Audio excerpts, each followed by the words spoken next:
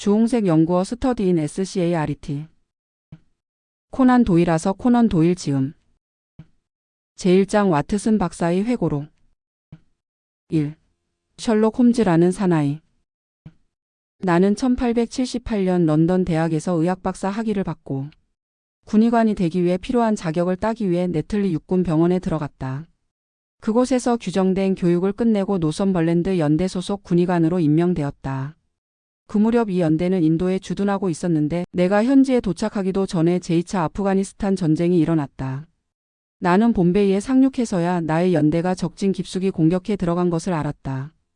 그래서 길을 재촉하여 그 뒤를 쫓아가 무사히 연대를 만나 새로운 임무에 종사하게 되었던 것이다. 이 전쟁에서 나는 연거푸 재난과 마주쳐야 했다. 마이완드에서 격전에 참가했다가 어깨에 탄환을 맞아 뼈가 으스러지고 동맥까지 다치게 되었던 것이다.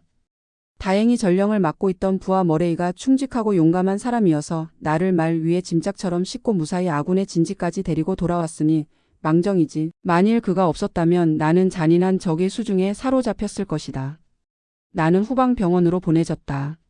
그곳에서 어느 정도 건강이 회복되어 병원 안을 걸어 다니기도 하고 베란다에 나가 일광욕도 할 만큼 회복되었는데 운수 사납게도 이번에는 장티푸스에 걸리고 말았다. 그로부터 몇 달 동안 사경을 헤매다가 가까스로 의식을 회복하고는 조금씩 건강을 되찾기 시작했다. 그러나 너무나도 쇠약해져서 하루라도 속히 본국으로 돌아가 요양하라는 충고를 받았다. 그래서 수송선에 태워져 한 개월간의 항해 끝에 보기에도 처참한 몰골로 영국 남쪽의 포츠머스 항에 상륙하게 되었다. 그러나 나에게는 가족이나 친척이 없었기에 외롭기는 했지만 공기처럼 자유로운 몸이었다. 얼마 동안은 런던의 스트랜드가에 있는 호텔에서 묵으면서 갖고 있던 돈을 앞뒤 가리지 않고 쓰면서 무의미하고도 바보스러운 나날을 보내고 말았다. 그러나 얼마 되지 않아 주머니 속이 가벼워지기 시작하였다. 그래서 런던을 떠나 어디 한적한 시골에 틀어박히거나 생활 태도를 싹 바꿔야 할 필요성이 생겼다. 그래서 나중 방법을 택하기로 하고 우선 호텔에서 나와 옹색하기는 하지만 돈이 덜 드는 하숙 생활을 하기로 마음먹었다. 막 그런 결심을 한 날이었다. 내가 어느 술집 앞에 서 있자니 누군가 뒤에서 등을 두드리는 사람이 있었다.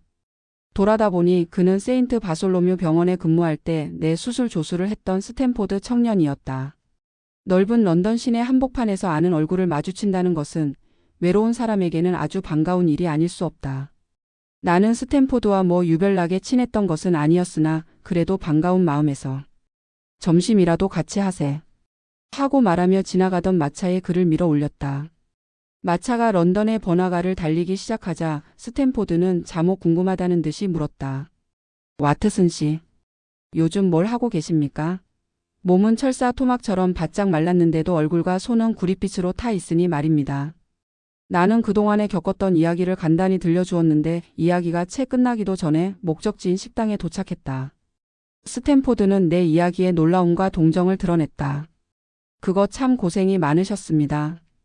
그래, 지금은 뭘 하고 계십니까? 하는 일은 없고 값싸고도 그럴듯한 방을 빌릴 수 없을까 하고 돌아다니는 중이라네. 그렇습니까? 나는 그런 이야기를 두 번째로 듣습니다. 누가 또 그런 말을 했는데?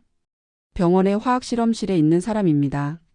좋은 방을 찾아내기는 했지만 혼자 살기에는 부담이 커서 누군가 반부담할 사람이 없을까 찾고 있는 중이라고 하더군요.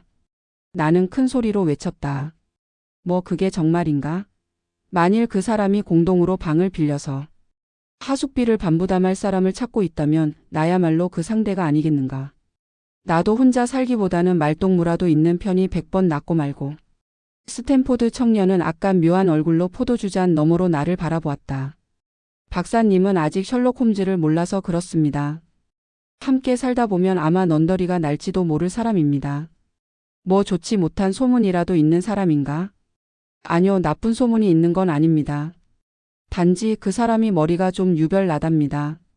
어떤 종류의 과학에 몰두하고 있는데 내가 아는 한 인간성은 아주 좋은 사람이지요. 의학을 연구하는 사람인가? 아니요, 무슨 연구를 하고 있는지 나도 알 수가 없습니다. 해부학에 통달해 있고 화학자로서도 인류급이지만 의학을 진지하게 공부하는 것은 아닙니다. 일관성 없이 색다른 연구만을 골라 하는데 교수들도 놀랄 만큼 폭 넓은 지식을 갖고 있답니다. 뭘 하려는 건지 본인에게 물어본 적은 없나? 없습니다. 쉽게 본심을 털어놓을 사람도 아니고요. 하기야 마음만 내킨다면 이야기도 곧잘 합니다만. 꼭 만나보고 싶군 그래. 이왕 함께 하숙하려면 학구적이고 조용한 사람이 내게는 맞을 것 같네. 아직 몸이 성한 편이 아니니까. 소란스러운 분위기는 견디기 어렵지. 그런 생활은 아프가니스탄에서 실컷 맛봤으니까.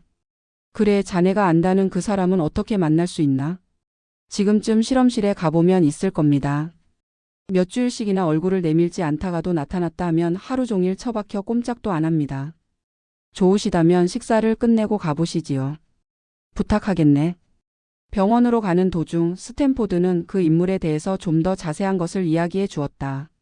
만일 그 사람과 틀어진다고 해도 날 원망하지는 마십시오. 나는 실험실에서 가끔 만나 알고 지낼 뿐이니까요.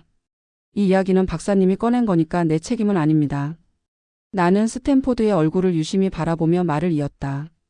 사이가 원만하지 못하게 된다면 하숙을 옮기면 될 일이지. 그렇게 해서 우리는 좁은 오솔길을 걸어가 큰 병원의 어떤 건물로 통하는 뒷문으로 들어섰다. 냉기가 도는 돌계단을 올라가 우중충한 밤색 문이 즐비하게 서 있고 흰 석회로 발라진 복도를 걸어갔다. 막다른 곳에서 복도가 좌우로 갈라지는데 왼쪽으로 구부러지니 그곳에 화학실험실이 있었다. 그곳은 천장이 높은 방으로 수많은 약병이 들어차 있고 여기저기에 크고 작은 실험대가 즐비했다. 실험대 위에는 레토르트나 시험관, 푸른 불꽃이 타고 있는 분젠 등이 어지럽게 놓여 있었다. 우리가 들어가 보니 실험을 하고 있는 사람은 단 한 사람뿐이었다. 그는 안쪽 실험대에 허리를 구부리고서 실험에 몰두하고 있었다. 인기척을 느꼈는지 이쪽을 바라보고서 난데없이 소리를 질렀다. 발견했소. 발견했단 말이오.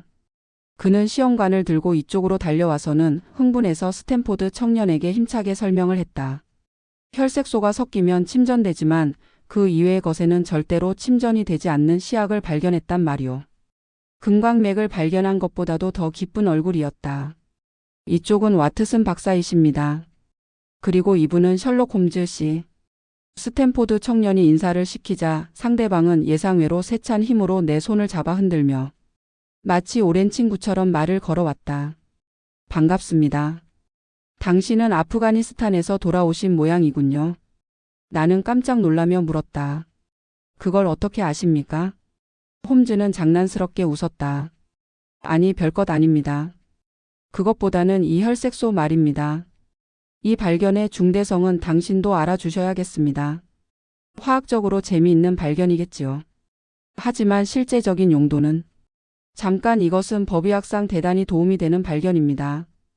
핏자국이 있느냐 없느냐에 관해서 확실한 증명을 할 수 있으니까요. 자, 이리 와 보십시오. 홈즈는 내 옷소매를 잡아 끌다시피 해서 아까 허리를 구부리고 있던 실험대로 데리고 갔다. 그리고는 새로운 피가 필요합니다.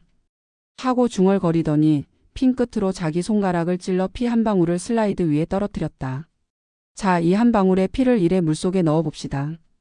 보십시오. 피를 섞었지만 보기에는 보통 물과 조금도 다를 바 없습니다. 피의 분량은 그 비율이 100만 분의 1 정도밖에 되지 않습니다. 그러나 이것으로도 혈색소 특유의 반응을 얻어낼 수가 있습니다. 그렇게 말하면서 그는 용기 속에 무엇인가 흰 결정체를 조금 집어넣고 나서 다음에는 투명한 액체를 몇 방울 떨어뜨렸다. 그러자 순식간에 용기 속의 물은 붉은 갈색으로 변하고 유리 용기 밑바닥에 검붉은 침전물이 생기기 시작했다. 홈즈는 마치 어린이가 새 장난감을 손에 쥐었을 때처럼 손뼉을 치며 좋아했다. 어떻습니까? 무척 정밀하고 신속한 반응이 나타나는군요. 그렇습니다. 틀림없지요. 과거에 의한 구식 검출 방법으로는 번거롭기도 하고 불확실합니다. 현미경으로 혈구가 있나 없나를 찾아보는 것도 그렇고요. 더구나 현미경으로는 여러 시간 지난 피 흔적을 검출할 수가 없습니다. 그러나 이 약을 사용하면 혈액이 새 것이든 오랜된 것이든 동일한 반응을 볼 수가 있습니다. 이 검출 방법이 좀 더 일찍 발견되었더라면 지금 거리를 활보하고 있는 범죄자들이 그 보상을 받았을 겁니다. 그렇겠군요. 범죄 사건에서는 늘 이점이 문제가 됩니다. 예를 들어 사건이 발생한 지 몇 개월이 지난 한 남자가 살인 혐의를 받았다고 합시다. 그 사나이의 옷이나 내일을 조사해보니 갈색의 얼룩이 있었습니다. 하지만 그것이 핏자국인지 아니면 진흙이나 녹물 혹은 과일즙의 흔적인지를 분간하기가 어렵습니다. 많은 전문가들이 늘 이 문제로 골머리를 앓아왔지요. 그것은 왜냐? 믿을 만한 시험 방법이 없었기 때문입니다. 하지만 이제 셜록 홈즈 방식이 창안된 이상 앞으로는 그런 어려움이 없을 겁니다. 홈즈는 그렇게 말하며 열기로 달아오른 눈을 반짝였다. 그리고 마치 박수갈채를 요란하게 보내주는 관중에게 답례를 하듯 가슴에 한쪽 손을 대고 정중히 허리를 구부렸다. 나는 홈즈의 흥분된 태도에 놀라면서 말했다. 축하를 드려야겠습니다. 홈즈가 말을 이었다. 작년 독일 프랑크푸르트에서 피속 사건이라는 것이 있었습니다. 그때 이 방법이 알려져 있었다면 그 녀석은 틀림없이 교수형이 되었을 것입니다. 그 밖에 우리 영국에서 활개치던 브래드포드의 메이슨이나 악명 높았던 멀러 프랑스, 몽펠리의 르페블 그리고 미국 뉴올리언스의 샘슨 등도 마찬가지입니다. 이 방법으로 해결이 가능했음직한 사건은 얼마든지 있습니다. 스탠포드가 웃으면서 말했다. 홈즈 씨는 범죄 사건에 살아있는 사정 같군요.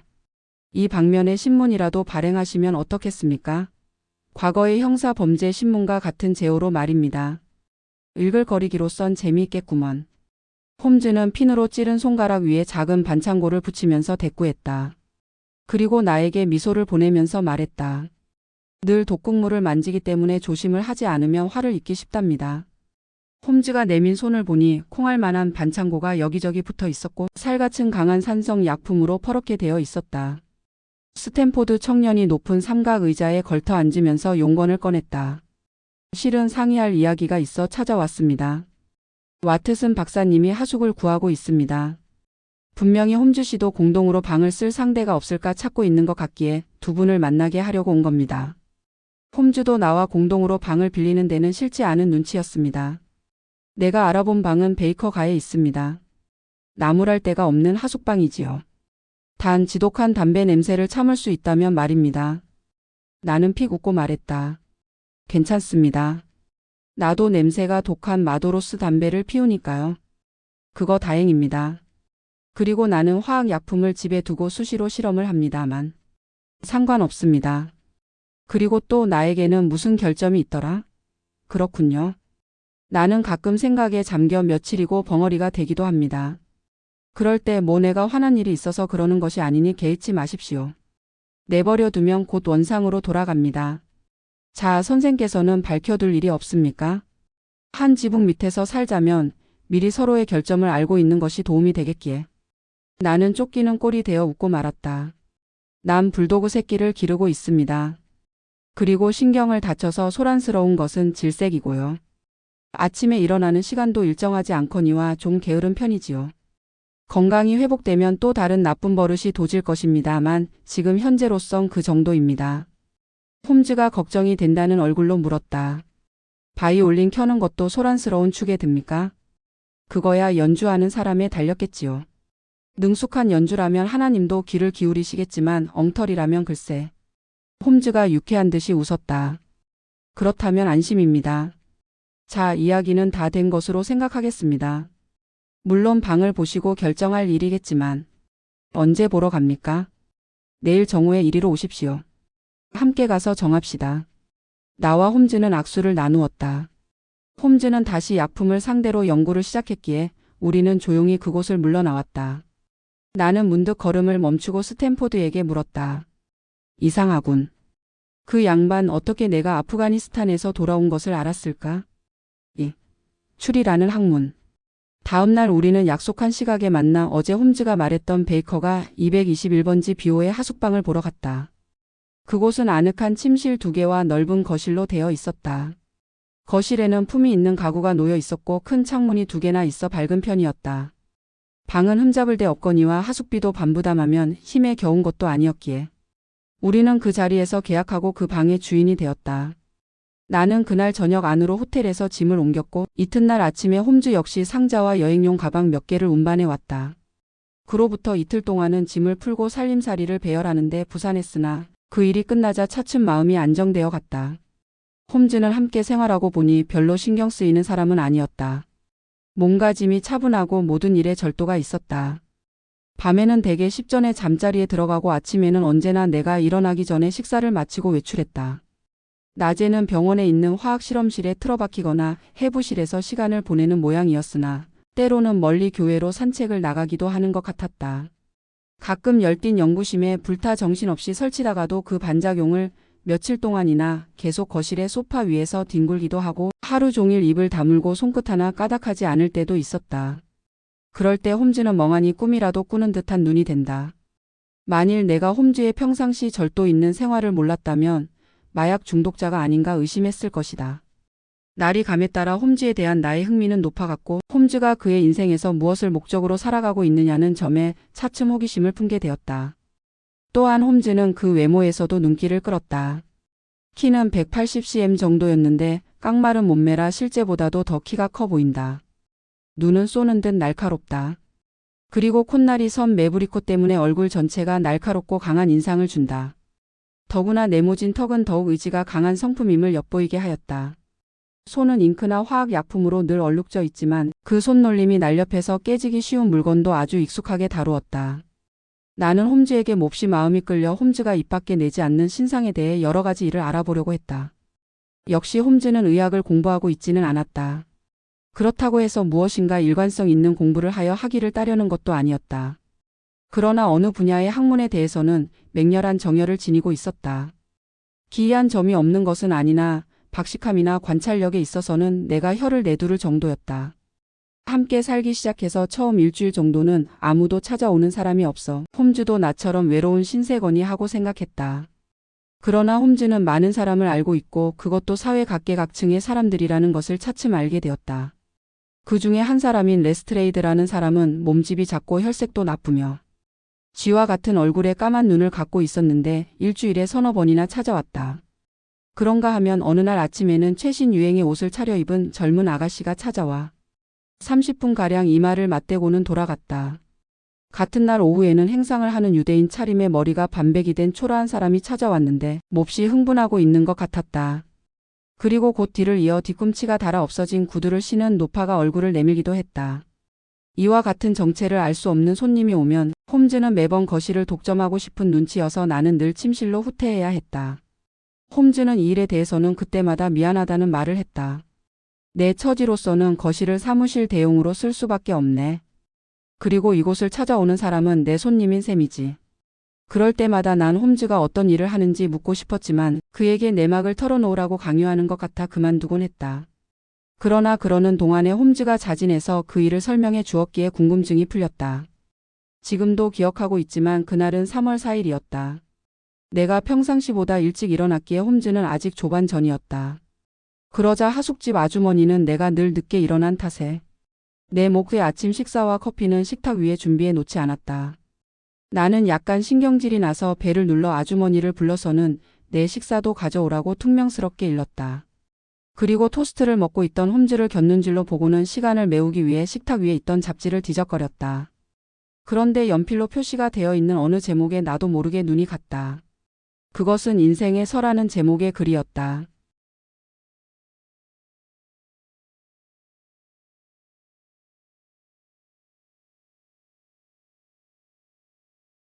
시청해 주셔서 감사합니다. 구독, 좋아요. 끝.